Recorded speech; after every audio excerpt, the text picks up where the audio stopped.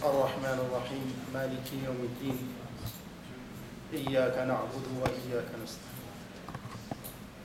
اللهم صل وسلم وبارك على رسول الله وعلى آله وصحبه أجمعين. First, my brothers, we ask Allah subhanahu wa ta'ala to bless us for conveying His message and message of Rasulullah sallallahu alayhi wa sallam. We ask Allah subhanahu wa ta'ala to grant our hearts understanding and inshallah accepting.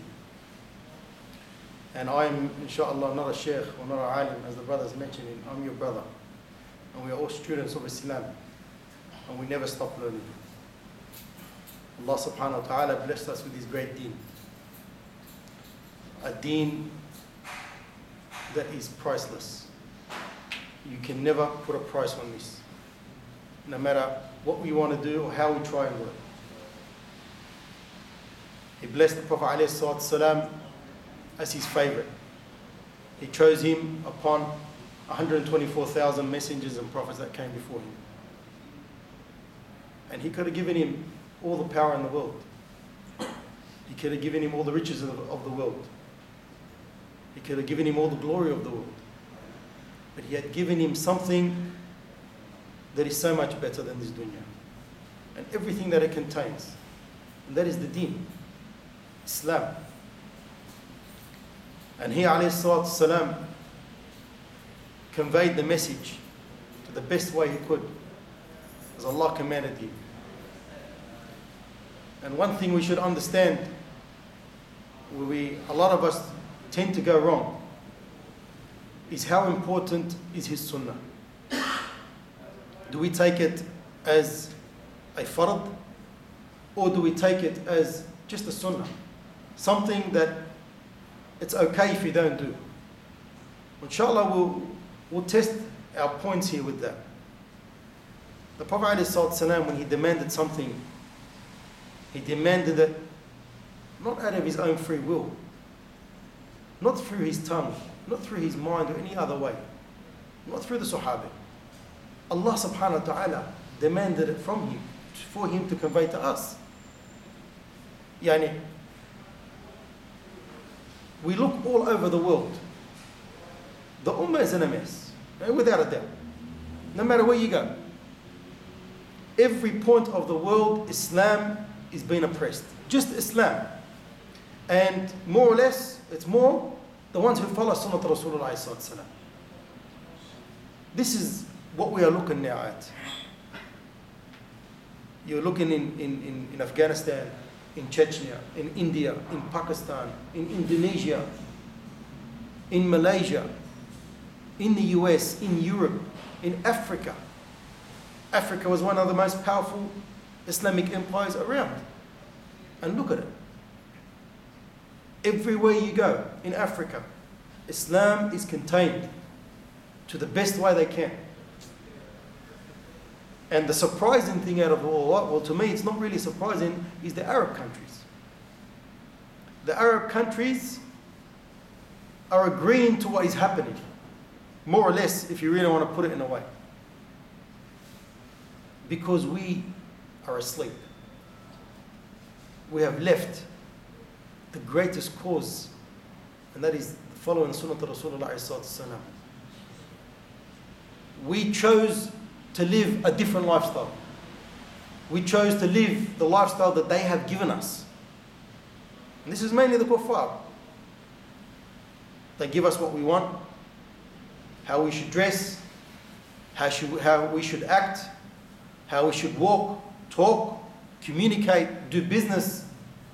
And if you go, and I'm sure you've dealt with many Muslims now, in business just alone, can we really trust each other? Can we really focus on, this is my Muslim brother. This is the brother that we both stand side to side in salah, worshipping Allah subhanahu wa ta'ala. Is he the one that I can trust? Where I might be the one that's going to oppress him. I might be cheating him, myself. But this is the ummah where it's at. Where we look at one powerful hadith that the Prophet ﷺ gave in his last khutbah al-wada'. He said, I have lost all hope from shaitan, or I'll rephrase that. Shaitan has lost all hope in misguiding you in big things. For instance, shaitan is not going to come to us now and say to us, do not believe in Allah. No, he'll tell you, believe in Allah. Because it's not going to move us away from this. But what is shaitan really trying to do? He wants to manipulate our minds. But the Prophet ﷺ, he says, but beware of shaitan in misleading you in the small things. And what is the small things? What is it we can think about? What is the small things?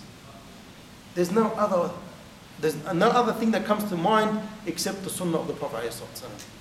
This is the importance. And look at the Ummah. The Ummah is only thinking farad is salah, siyam, zakat if you can afford it, hajj if you can afford it.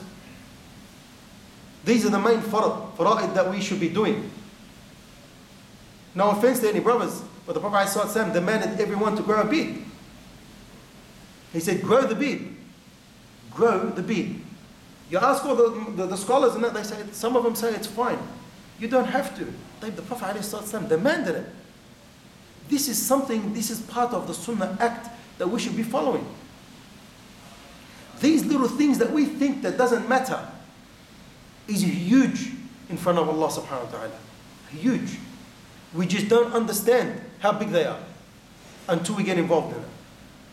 When we go past the great hadith, the time of Umar radiallahu anhu, he was the Khalif. And Abdullah ibn Mas'ud radiallahu ta'ala anhu was the commander of the army that were fighting against the Persians. And they came up against Kisra and his Persian. The Persian Empire was amazingly powerful. You had 15,000 mujahideen up against, some ulama say 200,000 to 300,000 the Persian Empire. So you would think the number in difference, how great is it? But it wasn't about that. During that time, they were losing small battles. Small patches during the day and night they were losing. Abdullah ibn Mas'ud radiallahu anhu, he wrote back a letter to Umar radiallahu anhu. He said, this is what's happening. Umar wrote back to him, saying to him, make sure you're going through the ranks and checking up upon all the brothers there and making sure that they are doing everything exactly to what the Prophet ﷺ told us. So he went through the ranks. He said, we are getting up, alhamdulillah, for qiyam al-layl, tahajjud. We are making the sunnah salah properly. We are doing our fara'id properly. Some of them were fasting. Some of them were still paying zakat. Some were being good, generous and helping the needy and the poor at the time. Everything they were doing, they thought they were doing perfectly.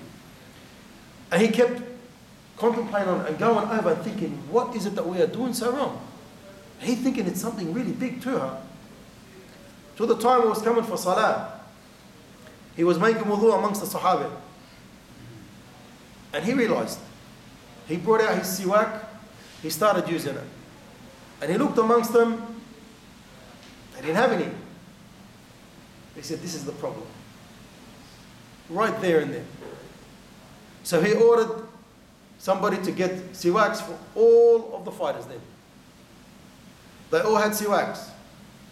And during times when they used to wait for anything that happened in war, they used to sharpen their teeth. They used to clean their teeth, I should be saying.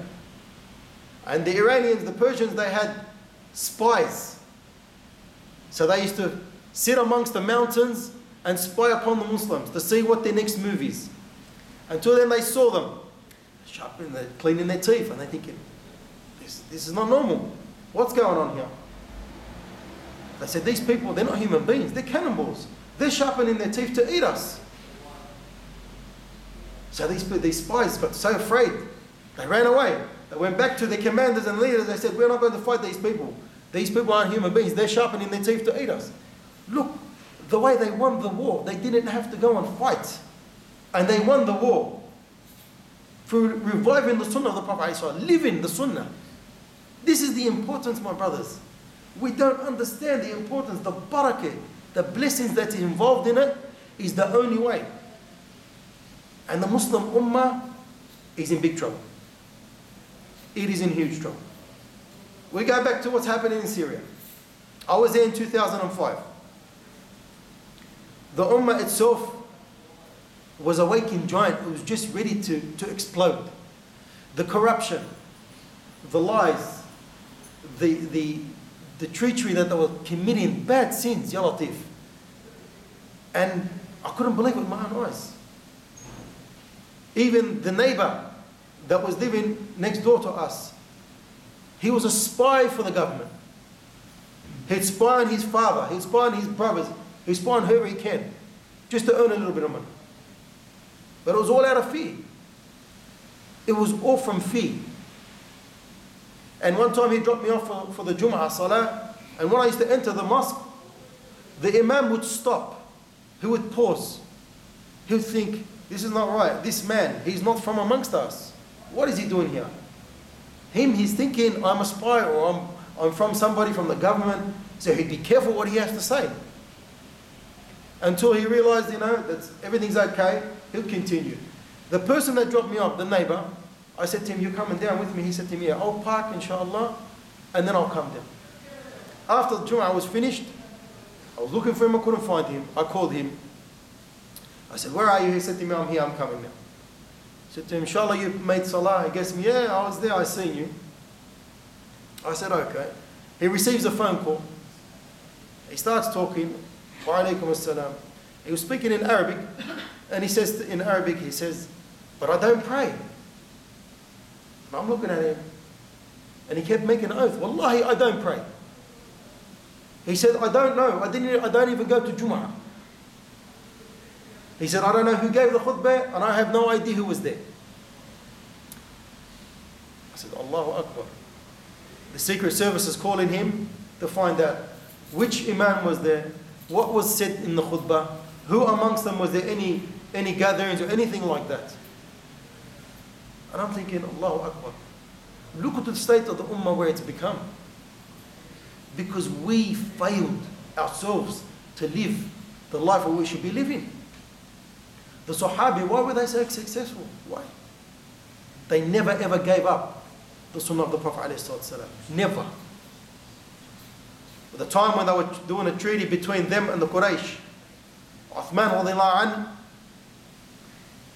was the interceder between the Prophet ﷺ and the Quraysh, because his relatives or his uncles, the high rankers, were in amongst the Quraysh.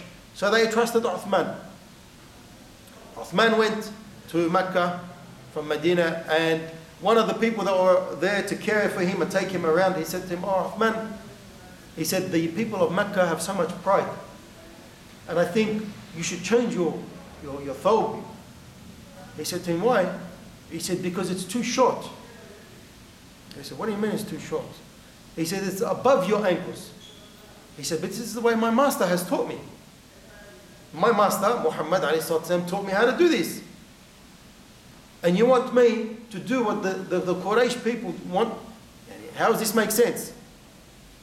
He said, this way you'll get what you want from them. He said, wallahi, I will never disobey my master and the way he had taught me. If this is how it has to be, then so be it. If they accept or they don't accept. Like, the Sunnah is above the ankles. Now, to make a big treaty with the Quraysh, this Muslim Ummah depended on it. But because they had faith in the Sunnah of the Prophet ﷺ, nothing got into their way. Nothing. They lived it, they revived it, and they won every way they could ever think of. We, my brothers, have to think how we can get the Sunnah back into our lives. How? First and foremost, we should ourselves make ourselves want to enjoy it and really love it. This is the only way. Pray all the Sunnah first after the Salah. This is foremost thing. Do the adhkar, what the Prophet ﷺ used to do. These small patches will start and slowly, inshallah, build upon build. When one famous sheikh one time, he was in California, and he was giving lectures around in California, and he visited the mosque there, and he seen a man, he didn't have anything. No job, no house, mashallah, good iman. And alhamdulillah, he found a job one day. And he saw him the next day. He said, Allahu Akbar, is this the same man I had just seen? This man had the beard, Islamic clothing, Sunnah clothing, and then he changed. He had a suit, He shaved. He said to him, brother, what happened? He said, I have to shave because and wear a suit because I am going to go and get a job. I won't get the job without it. He said to him, what makes you think you'll get Jannah without the beard? What makes you think you're going to get Jannah without it? This is common sense. This is the importance, my brothers. We think to live and to involve ourselves in today's society, this is shameful. Well, this is the only blessing. Wallahi, I get people come to me and they pull on it, thinking this can't be real. This is fake. The Prophet ﷺ used to comb it every day. Used to oil it with olive oil. Look after it, clean it. And this is the barakah that comes from behind it. They come to me, this can't be real. But when you live the Sunnah of the Prophet ﷺ to 100%, Allah blesses everything that you do. No matter what it is. Even Abdullah ibn Mas'ud radiallahu anhu, one of the Sahabis said he thought he was one of the Ahl al-Bayt, the family of the Prophet ﷺ. He used to see him enter the house of the Prophet ﷺ and come out frequently. Always. No questions was asked. He was the sixth person to enter Islam. Radiallahu ta'ala anhu. And he thought, he goes, Abdullah Mas'ud always enter in your house, Rasulullah. Is everything okay? He's part of your family? He said to him, no. He said, whenever Abdullah speaks, you believe him. And he has mentioned in Ibn Majah and Tirmidhi, radiallahu anhu, he says, وَلَوْ تَرَكْتُ سُنَّةَ نَبِيكُمْ لَضَلَلْتُمْ. If you leave the sunnah of the Prophet ﷺ, you will be in error. You have gone astray. And there's another hadith, he says, وَلَوْ تَرَكْتُ سُنَّةَ نَبِيكُمْ لَكَفَرْتُ. If you leave the sunnah of the Prophet ﷺ, you have kafared. But it doesn't mean you become a kafir. No. It means you have denied the blessing of Allah. You have what? Denied the blessing of Allah. If Allah gives you a blessing, you take it with whatever open you can. But when you deny it, for instance, Allah has blessed you to wake up in the morning and go to Salat al-Fajr, you're thinking, no, I don't need Allah's blessing today, I'm going to pray at home. This is denying the blessing of Allah. This is a great sin, my brothers. This, if you really look deep into it, becomes a great sin. Denying anything that the Prophet ﷺ gives or that Allah subhanahu wa ta'ala gives. He ﷺ completely focused. He said, grab onto my sunnah, my way, with your back teeth, they're the strongest teeth. Some say the wisdom, the real ones, or the backbone ones, and bite on it as your life depended on it. This is the importance. Now, subhanallah, the beards come off, the mustaches come on, the sunnah siwak has gone, the cigarette has become. Allahu Akbar. See the transformation? Shaitan, how he works. Shaitan is weak. We make him powerful. He says to you, no worries, do your fara'id, do your salah, do your normal siyam, that's fine. But don't do the sunnah. He will attack when the sunnah comes. But he's not strong. We make him strong, my brothers. The Prophet ﷺ wanted to burn the houses of the Sahaba because he knew some of them used to pray at home. He said, but because of the females, the women and the children that lived there, I prevented from doing it. Here. Salah is here. In this place right here. Not in your house. The sunnah is in your house. See the difference? The farad is here. The sunnah is at home, they say. The rewards of the farad is 25 to 27 times better. The sunnah at home is 25 to 27 times better. Obviously, if you can't make it, you have work, pray the sunnah. Don't leave it. But if you can do it at home, then do it at home. This is the importance, my brothers. As we all know, no salah after asr. We agree to this? No salah after asr. One time the Prophet ﷺ was at home, he got up after asr. He prayed 2 rak'at. Aisha came to him, did Allah send something to you, Ya Rasulullah? He said to her, no. She said, then what is this 2 rak'at you're praying? He said, this is the 2 rak'at I missed out on praying for dhuhr, because he was that busy. Do not leave the sunnah, my brothers. Wallahi, the sunnah is more important than food that we have to eat every day. It is more important. That is the only sustenance you really need in your life. Live the sunnah, wallahi, Allah will reward you. Allah will bless everything you want. Give you all the sustenance. He'll give you great rizqah. He'll open ways for you. You could not ever imagine. You couldn't imagine. The importance just to be here in every farad if you can. He says this. He says, عليه الصلاة والسلام من صلى الصبح في جماعة ثم قعد يذكر الله عز وجل حتى تطلع الشمس ثم صلى ركعتين كانت له كأجر حجة وعمرة وقال صلى الله عليه وسلم تامة تامة وتامة. As the Prophet ﷺ says, he who prays Fajr in the mosque, not at home, and stays seated, making dhikr or reading Quran, adhkar, till the sun rises. That's all we know. The shuruk of the sun. 15 minutes after the shuruk rises is the sunnah. You pray 2 rak'at, the reward is what? Hajj and Umrah. Now I don't know if many of you have been to Hajj. But Hajj and Umrah, Hajj is a great, Allahu Akbar, is a great blessing. And it's a big demand. And it's very tough. Extremely tough. And we can get the reward just by praying the Fajr in the mosque and doing this every single day. When the Sahaba were living in Mecca, and they were still fulfilling the Sunnah of the Prophet ﷺ. The Kaaba was right next to them. They were praying right in front of them. They'll still wait. They'll still do exactly the same thing what the Prophet ﷺ ordered. And he said, Tamma wa tamma wa tamma. Complete reward of Hajj and Umrah. 3 times he repeated it. Ya akhi, where are you going to get this? If you had all the money in the world, you couldn't buy this. If you had every riches of the world, you still could not buy this. This is the blessing of the Prophet ﷺ. Hajj and Umrah. Yani if you go now to Hajj, wallahi, you wear your ihram. You wear a piece of cloth around you in the Hajj time and one around the top. You have no undies. The male wears no undies. It's complete this. You leave for Mina one day. The next day you go to Arafah. The next day after that, from Arafah, all day. And we're talking about between 30 and 40 degree heat of the sun. Even more sometimes. Then you go from Arafah to Muzdalifah. And subhanallah, from Muzdalifah you walk all the way back to the Rami, where you have to throw your rocks. And from then you have to walk all the way back to where?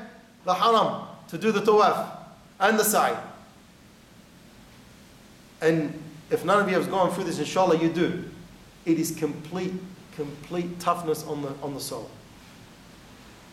Alhamdulillah, everyone's capable of doing it. But this is the reward, wallahi, you get. Wallahi, your feet, you can't walk. You get rashed between your legs. The patience you have to go through. This is all you can get blessed. Reward Hajj and Umrah by praying Fajr here in the morning. This is the Sunnah, my brothers. This is the great barakah of the Prophet ﷺ. We can't leave it. The Ummah is slowly digging itself into the ground. It's been like this for the last 150 years. Since the last Khalifa. How is Allah ever going to grant us victory? How? We're denying the blessings of Allah. We're saying we don't need the Sunnah. We have no time for it no more. No time. Wallahi, I know brothers that don't even know how to make wudu, proper wudu. When they go to the bathroom, how they should go. Because they have no time. They don't get involved. He alayhi salatu taught us. The Quran doesn't tell you how you should pray. He taught us how we should pray. How? Allah taught him. And when he speaks from Allah. When we eat these days, how are we eating? Subhanallah. These days I see brothers, they're smoking with their right hand and they're drinking with their left hand. We should be only drinking and eating with the right hand. Uthman radiallahu anhu, when he gave allegiance to the Prophet ﷺ, he shook his hand. He never, ever, ever touched his private parts with his right hand ever after that time. Never. Because he shook the blessed hand, the best hand in the universe. You can, from now to whenever you want. How many of us, when we wash, we always touch our private parts with our right, our left, whatever it is? Look at the greatness, what they do, the Sahaba. They were like leeches on Rasulullah ﷺ. Just teach us, show us what to do, how to live life. He took them out of darkness into light. From darkness to light. And if you saw what they were from before, Allahu Akbar. Allahu Akbar.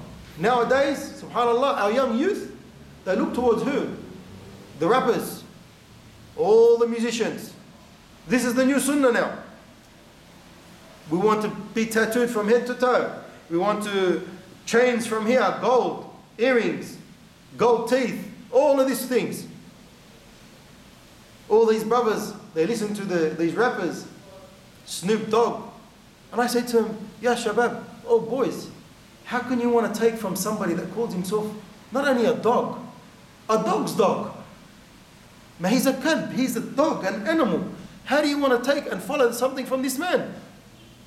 And this man, if you know who he is, wallahi, he looks like he's been dead for 1430 years. The condition he looks. When the Sunnah of the Prophet ﷺ has got its most beautiful picture you could ever imagine. This is the life, this is the thing. And we are taken from these people. What are they teaching our children? Not what the Prophet ﷺ is teaching them. Everything the opposite. Everything the opposite.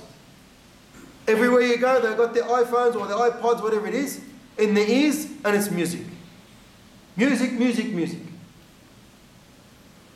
Where's the Quran? Where is our ummah? This is where our ummah's at. Look at the state it's become. Because we choose to follow what they want us to follow. We are Muslims. We should be proud than anyone that Allah has blessed us to be from amongst Ummah Muhammad ﷺ. This is who we are. We're not what they are. We're not what they want to be.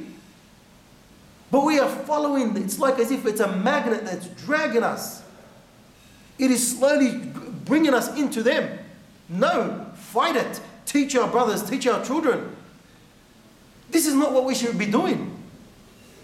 They are taking our livelihood. They are taking our children from under our nose. And we are, subhanAllah, we are allowing it to be. We are allowing it to be. Sisters these days, they don't know how to dress.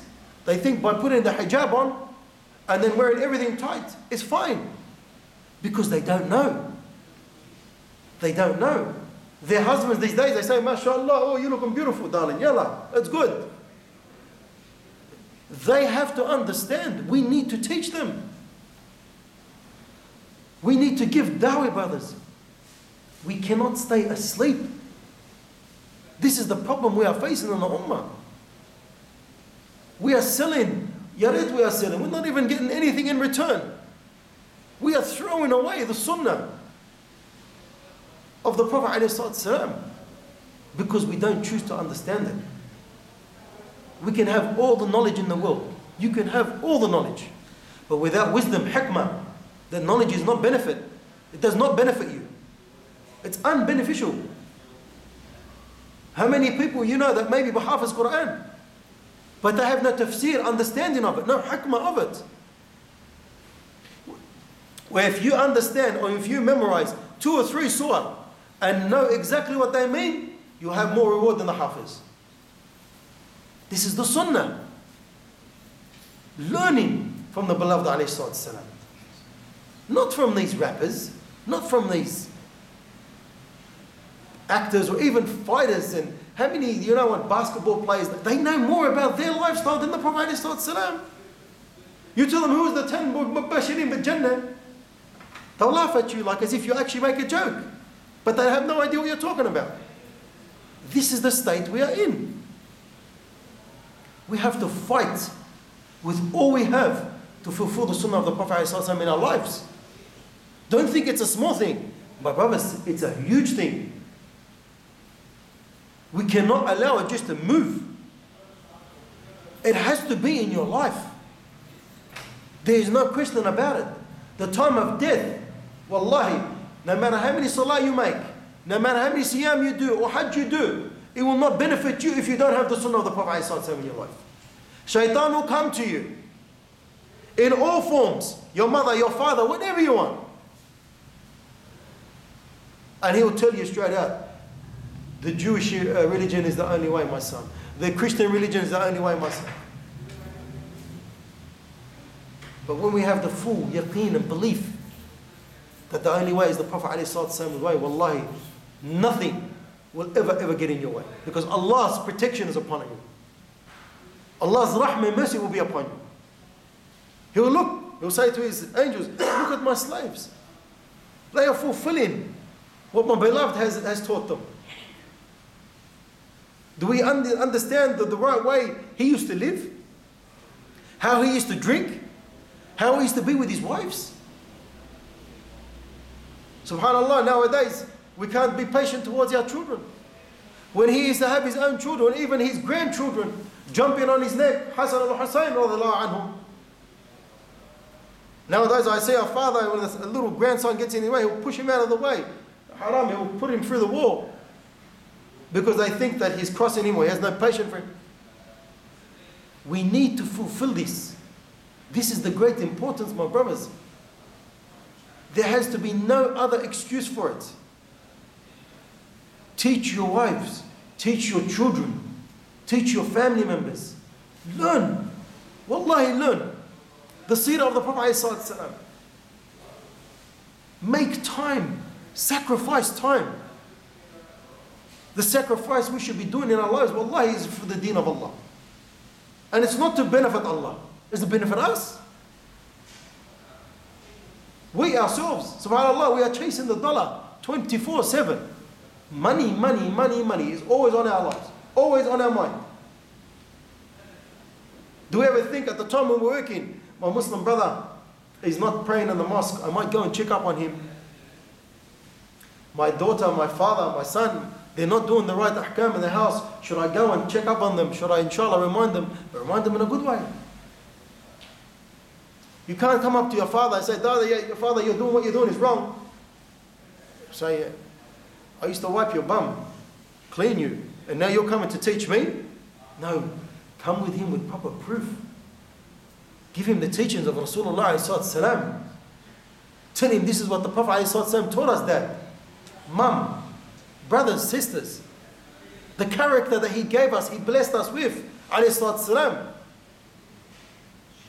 And everything he done it with the proper way. Everything. He used to stand in Qiyam al-Layl and cry all night. All night. For who? For us. Do we really care about him? Do we? If we did, wallahi, we would never leave his way. Never. And he did it for us. On the day of judgment, so he can be proud. This is my ummah. Millions upon millions. But subhanAllah, we choose to find the way or the sunnah of Snoop Doggy Dogg. Instead, a man that will take you straight to Jahannam. This is the only way he's going to take you. Where the greatest man ever to walk on the face of this earth used to stand before Allah and cry, Ummati ya Allah, grant him mercy and forgiveness. When he went to the people of Taif, it's a city now in Saudi Arabia, he went to speak to the chiefs there, the leaders, and some of them were related to the Sahabi around there at the time that were Muslims. And when he went to them, we'll go first where Aisha radiallahu anha, she said to him, what was the darkest day of your time, Ya Rasulullah? And he said, when he was humiliated at the time of Taif. Where he went to Taif, they had their own chiefs and tribes in there. And he went to speak to them about Islam, to accept Islam. And they all mocked him and laughed at him. This is just the chiefs. And he said to them, please, in other words, don't tell your people Let me give da'wah to your people. If you don't accept Islam, then that's your choice. But let me do it to your people. Before he knew it, as he left, they had already spread the word. And as you know, as he went past, he went through the valley there. They mocked him. They abused him. They threw stones at him. Anything they can think of or find, they done to him. Alayhi salatu salam. He was cut and bruised, bleeding. And he found some helpers there and they took him away. And at that time, when Jibreel alayhi salam sent Jibreel alayhi salam to him, he was on a mountain. He said, Ya Rasulullah, Allah has ordered me to crush these people of Taif through these two mountains. He said to him, no. Tell Allah no. At least one of them, inshallah, to become Muslim. And he was making dua. He was saying, Ya Allah, forgive me, for maybe I have done wrong. What did he do wrong? What did he do wrong? He went to give them da'wah. And he was crying to Allah. In other words, did I make a mistake, Ya Allah? If I did, forgive me for it. Did I commit a sin? If I did, Ya Rabb, forgive me for it. He never committed no sin. He never committed no mistake. 15 years later, all of Taif became Muslim. For what? For his rahmah. For his mercy. Allah subhanahu wa ta'ala says to him, وَمَا أَرْسَلْنَاكَ إِلَّا رَحْمَةً لِلْعَالَمِينَ. Alameen, to the people. Not rahmatan lil Muslimin, just for the Muslims. He was for all the people, all of mankind. We have mercy these days. We think mercy is only for our people. It's not mercy for the kuffar. No. You have to show them mercy. You need to show them mercy. He showed them mercy, alayhi salatu wasalam. How are they going to accept Islam? I had a brother, subhanallah, a few days ago. He was driving, he's seen a set. There's a film crew. It's called Housings or Housos. Don't know if you have seen this. They're comedians. They used to do Fat Peter and these other shows. And what caught the corner of his eye was he seen a person wearing a full niqab. He stopped, he pulled over. And this guy, mashallah, has got a lot of strength in him. And he doesn't shy away from nothing, especially from the deen of Allah. He drove through, he stopped, and he seen the cast crew there. And he called out to the one that was wearing the niqab. He said, come over here. And they had all the cameras pointed towards him. And they said, no. They said, don't think what it is. Please, you're misunderstanding. And they said, you're trying to mock our religion. He said, yes, come over here. I want to speak to you. He was trying to move him away from the camera. Alhamdulillah. I say, alhamdulillah. That they didn't come towards him. He came back to me, he told me what happened. He said, I feel that I didn't do enough. I told him, Allah, you've done more than enough. He said, I felt I should have done more. I said, no. If you had done more, would you have given, what name would you have given Islam? What they are giving us. If he had committed violence or some type of thing to harm them or to be violent towards them, you would have been on the front pages of the newspapers, the front pages or the front TVs, the Channel 9s, the Channel 10s and 7s, and the Sky Newses. It would have probably reached CNN. You would have painted Islam the what they want you to paint Islam. You have given them what the Prophet ﷺ taught you. So keep your head up and you have done right. When the Prophet ﷺ says, he says, if you see something harmful, try and change it with what? With your tongue. If you can't, with your hand. If you can't, with your heart. If you can't, with your heart. We can't just put our head down and go straight forward, brothers. We need to use hikmah, wisdom. He ﷺ taught us. How many times have we heard when the rabbi the Prophet ﷺ owed him some dates? They had a trade between them. And he came to him and he grabbed him from the corner of his shoulder around his neck. Very strong, very powerful way. Umar radiallahu anhu, he rose up. He said, Ya Rasulullah, give me permission to slice this kafir's head off his body. He said to him, no, Ya Umar, leave him. He has a right upon me For I owe him what I have to give him. He said, Umar, you take him. Look, Umar, you take him and give him what I owe him and give him extra. Give him what? Extra. Can you imagine? Your father. Somebody comes to your father and shakes your father really roughly. What are you going to do? The first thing you're going to do, you're going to get up and try and defend your father straight away. That's your instinct. Or your father says to him, son, take this man and give him what I owe him. The boys are ready. I'm going to take this with me, what I owe him, and give him extra. They say, okay, I should leave this one and bring the tank or something to blow this man up. It doesn't work like that, brothers. It doesn't work. We need to use the wisdom of the Prophet ﷺ. And this rabbi, Umar asked him, he said to him, why were you so rough towards the Prophet ﷺ? He said, I needed to find some things out to see if he was really Rasulullah. Patience was number one. And the way he reacted towards me, his generosity. He said, "An ashhadu an la ilaha illallah wa ashhadu anna Muhammadan Rasulullah." This was Rabbi, one of the leaders of the Quraysh at that time around there. Can you imagine if the Prophet ﷺ reacted in a tough way? Would this man ever become Muslim? Never. But this was the greatness of his sunnah, his way. This is what we need to understand, my brothers. We have to follow his way.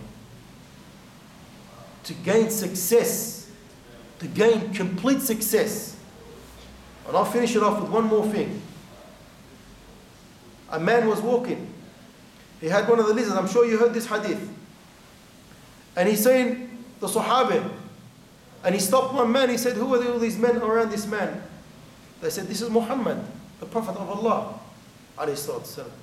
So he pushed his way forward through them. He said to him, I swear by Lat and Uzza. They were idols that they used to worship back in Mecca. He said, a mother has not given birth to a child more than me that I hate for you. The hatred he had for him. The Prophet ﷺ said to him, tell me, why are you insulting me? Why are you being this way towards me? And he repeated again. He said, I swear by Lat and Uzza, if my people didn't think I was, and he had chastity, he had goodness in him, he will slice his head from his body. This man is talking to Rasulullah ﷺ. This Bedouin. Umar, again, rose. He said, Ya Rasulullah, give me permission. Prophet ﷺ said to him, no. He said to the man, he said to him, tell me again, why did you insult me? And he repeated, I swear by Lat and Uzza, I will not testify in you until my lizard testifies in you. Look to the state he came to how much pride and arrogance he had in his heart. Prophet ﷺ said to the lizard, tell him who am I. Tell him who am I. He says to him, he says, I believe in the one who created the heavens and the earth. And I believe into the messenger you came with. He said, tell him who am I. He said, you are the messenger of Allah. And successful is the one who follows you. And unsuccessful is the one who disobeys you. This is a lizard. A lizard. Testifying. Following his way is the successful way. His sunnah. And if you do not follow his sunnah, then you are unsuccessful. There's no other meaning to it, brothers. This is the meaning you have to take towards it. You have to be firm with the sunnah of the Prophet ﷺ. Take it as a fard. Take it, wallahi, as a fard. And only then you'll be successful. If we take it light-handedly, then the ummah will stay the way it is today. And we ask Allah subhanahu wa ta'ala, inshaAllah, to grant us complete energy and strength to follow and live the way of Rasulullah alayhi salatu وقولوا قولي هذا واستغفر الله العظيم لكم سبحان الله وبحمده ونشهد أن لا إله إلا أنت نستغفرك ونتوب إليك جزاكم الله خيرا. Barakallah khair. Brother, that was a very good lecture. Thank you very much. And brothers, we have the food ready inshallah, so you can go outside, have something to eat, and please give us. Inshallah.